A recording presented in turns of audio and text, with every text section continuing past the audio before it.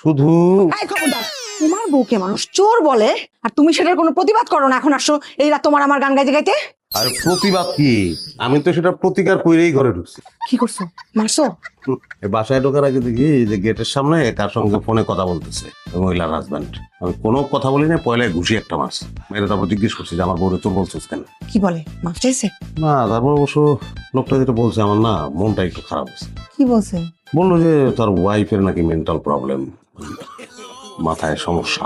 ওই তাদের বাড়ি নাকি তোমার চর টুকরি মুক্তি, ওই জায়গায় ছোটবেলায় নাকি তাদের ফ্যামিলিতে একবার চুরি করতে চোর আসছিল। হ্যাঁ, চোরের সঙ্গে চোর ধরতে গেছে, চোরে নাকি কোপ দিয়ে তার বাপে হয়ে গেছিল। ওই থেকে তার মধ্যে একটা ভয় ঢুকে গেছে। এখন ওই যারে তারে চোর বলে আর স্বামীরে ফাঁসায় দেয়। আল্লাহ, কি করলাম আমি? এরকম একটা মেন্টালি ডিস্টার্ব মানুষের সাথে আমিও তো খারাপ ব্যবহার করে আসছি।